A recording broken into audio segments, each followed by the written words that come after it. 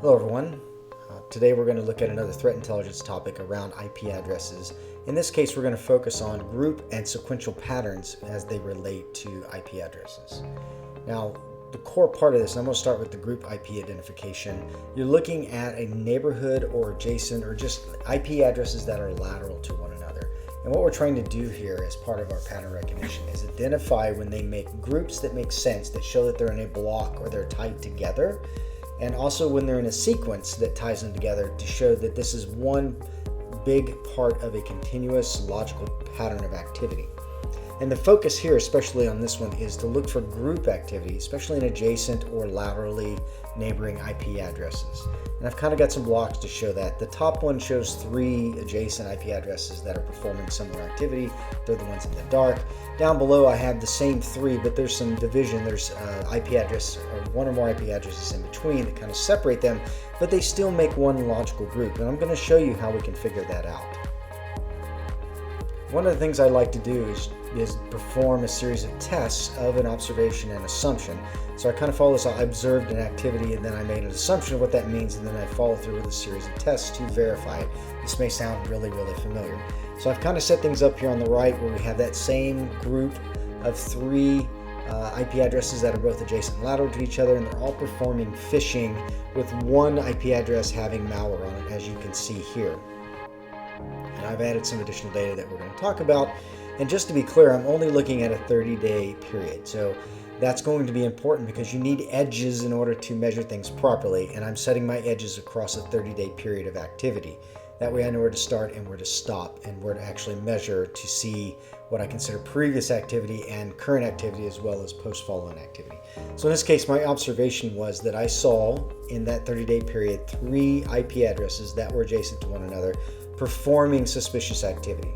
Now my assumption was these are all together and that they create an IP block, which may indicate that they were purchased as a block, so that they might have been either sold to someone as a block or they were leased as a block by someone. And that's kind of important because that's one of the things I'm testing for here.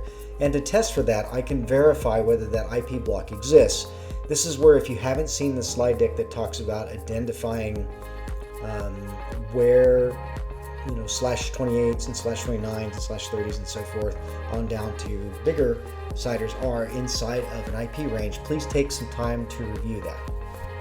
So in this case, I am looking at these 3 IP addresses and I want to test.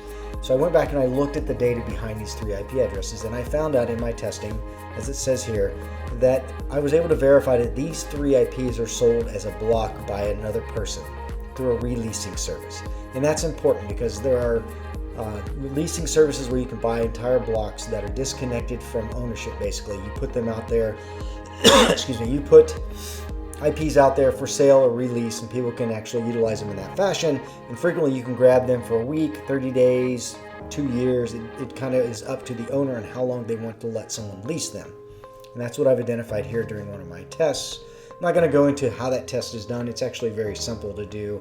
Part of it is just figuring out what AS owns this, what CIDR they're in, and then looking for who is performing the border gateway protocol routing for that particular group of IP addresses, and continue to follow it back until you get to someone who owns it.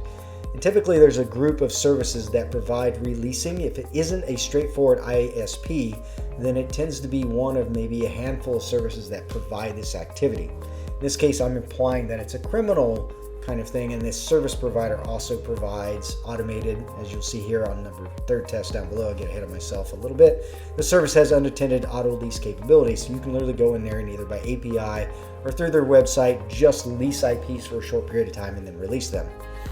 And so by figuring that out and then following other details, I tested and figured out that, hey, these IPs change hands regularly as a block, not individual. So that helps me tie the malicious activity on all 3 of these IPs together. So instead of it looking as this may be owned by a bulletproof hosting service or something similar, and there's multiple actors here involved, this is starting to look like this is a group of IP addresses that are being sold and traded as a block, and therefore tying the activity that's on them to a certain extent together.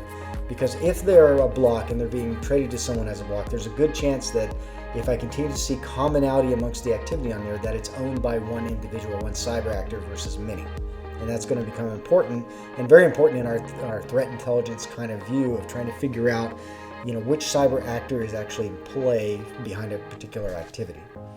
So I'm going to keep going on here. So initial observation I made was that phishing began within 24 hours of each other on the IP addresses, further reinforcing ownership by one cyber actor. My assumption then was that it was indeed a single malicious entity that had control of these IP addresses. And one of the ways I tested for that is I went back before my 30-day period, and I wanted to see what kind of activity was there. And in this case, I found benign activity prior to the observed window, hinting that they became operational within 24 hours of each other. That's, again, another good sign that they are, again, a singular entity. And then by seeing also that the phishing on each one of these was identical, especially the kits were identical, just with slightly different domains, then that also ties them together. And I kind of go on again testing, and these last two tests are kind of important in that I looked at the recipients of the stolen credentials. So not the people who lost their credentials, not the folks who had their credentials stolen, but who the credentials were being sent to. And depending on the phishing kit, that's obvious or that's less obvious. A lot of times it's in the background, it's either on the server, and if they have not closed off and they have an open directory, you can go and look. Or if it's a Office 365 phishing kit that just redirects via stolen Office 365 account, then it'll be embedded in there and so on. There's lots of ways to kind of figure out this step. But once you see that and it's being sent off, if you can link it together like I have here, in my test I was able to link all that together to a criminal reconnaissance entity, which is just an entity that's basically very organized, very business-like in their approach to providing either phishing or some kind of activity like it. Usually it's reconnaissance or data transfers that they really focus in, but again, tied everything to one CRE. And then lastly, I looked at the recipients that were receiving the stolen credentials, and they're all laterally identified and known accounts, which all linked together in a loose group, which again, my whole point here is I'm trying to make observations and make assumptions and prove that this is a single group of activity that's grouped together versus, a source that has many particular cyber actors in play. Now, you can do this with adjacent, like I just showed you. You can do this with non-adjacent. So taking my earlier example, I've got the same kind of paradigm set up. You can run the same tests, even though you have an IP or one or more IPs in between them that are showing negative, like there's no activity here, there's different activity here and here. The idea is that you're still seeing a grouping of the activity tied together by all the phishing, by the same phishing kits, by linked recipients, and so on. The fact that there's malware here could be seen as something that's non-conforming to the pattern, but it doesn't necessarily break the pattern. If this had a different phishing kit on it and had credentials, for example, that weren't linked together, then this could be isolated off and said it was not part of the group. But in this case, I'm implying through the testing that they were all together, very identical, followed the same pattern, therefore followed the pattern of them being one group. Again, many tests you could perform. I'm only covering a couple of them as kind of some examples, but this is how you take steps to figure out whether an IP is grouped with other IPs performing same or similar activity. And it's not always just that. So I mentioned earlier sequential patterns, and I wanted to touch on that. So one of the most common sequential patterns is you have a cyber threat actor who will take and create either malware or credential phishing or whatever it might be, and they want to set up for their campaign. So they will go through a testing phase. So if you're not familiar with the operational life cycle of a cyber attacker, they will perform some basic reconnaissance after that, and then they will go into what we call build and operate phase. And during that building phase, they're putting together all their infrastructure, they're setting up all the testing, they're crafting their malware, they're putting together the phishing kits or acquiring them, right? And then they're going to go through a series of tests to make sure everything functions. Now, depending on who that cyber actor is, they'll do a lot of that or they'll do very, very little of it. No matter what, the phase will be gone through. It just will either be incredibly minimal, like they'll basically turn it on, or they will do a lot of testing beforehand. With this pattern, we're seeing that there's testing in place, and that happens on one or two IP addresses. And at the end of that testing phase, you see a mass reassignment of all the possible, or in this case, all the items that are going to be utilized in the campaigns to a cluster of operational IP addresses. And when you see that, you can see that pattern. That's a sequential pattern where you see one thing and then the next thing in the sequence is, in this case, it's testing to operational.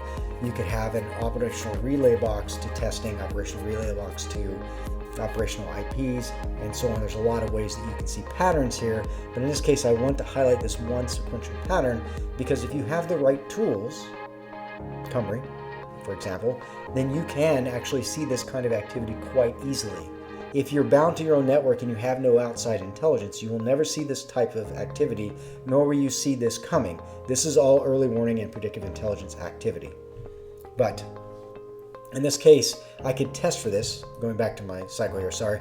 Observation, I see the IP, I see two IPs transfer a lot of domains to an operational cluster. My assumption is that attacker is moving domains to prepare or perform operational activity. In this case, say a campaign to send out malware to a particular group of targets. I can test for that by checking the domain assignments to see if they were done in mass or in a group, for example, or by a pattern and shifting, like in clusters of 5 or something of that nature. Was it done by how the SSL certificates were rebuilt? Was it done by any number of ways, right? There's a lot of ways this could happen. And also I can test that those two previous IP addresses, the testing IP addresses, have some kind of pattern themselves that show that they were used for detection. So if this was a malicious delivery, for example, there might be malware that's phoning home or has connections back to your testing IP addresses in, say, VirusTotal. That's what the VT is for. And I might see a pattern there where they connect to this one IP and then they just die out, and all of a sudden that malware is then seen on these operational IPs, and I might be able to track that transfer. That's what that testing is saying. Additionally, I can look at, since I mentioned it, cert checks.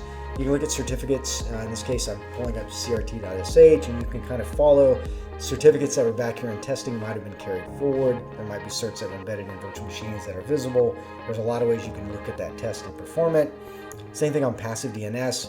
The domains will be active back here on these test domains, then it will stop and you'll see a pivot to these operational IP addresses. You can look for that. And I can also follow like operational relay box patterns to see if they connect to these testing IPs or to operational IPs in any fashion, and so on. There's actually a lot of different patterns you can look for here and test to make sure you're seeing something correctly.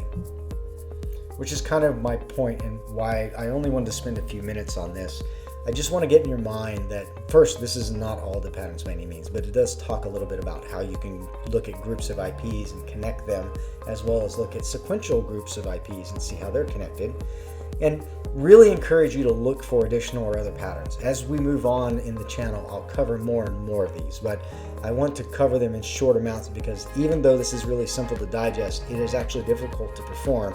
So I'll do a practical on this as well. This is just to get the knowledge in front of you. And also as a goal to remind you not to get tunnel vision when you're looking at IP addresses. Too frequently, this is only seen as a singular characteristic that is just waved off as being very, very trivial in impact to what you're seeing. But in actuality, that cluster of IPs, for example, whether they're related to phishing or they're related to malware, can be seen in greater scope as you figure out more about them and understand how they connect to something that might be a larger campaign focused on you, and that might give you additional tools in order to either stop or mitigate a problem you have with it. So I'll close with that. Thank you for your time. If you like this, please press the like button. And if you enjoy what you're seeing here and are looking forward to it like I am, some of the practicals, some of the intelligence CTF and other things coming up, please, please, please spend some time and pay attention to our channel and subscribe. Subscribing will always make sure you get the most updates, and I'll be able to highlight things for you and so on. If you haven't had a chance to get over our GitHub will be gaining some documentation and other items that will be helpful, and it will be an easier repository to put documents to kind of make this a more robust and more educational process.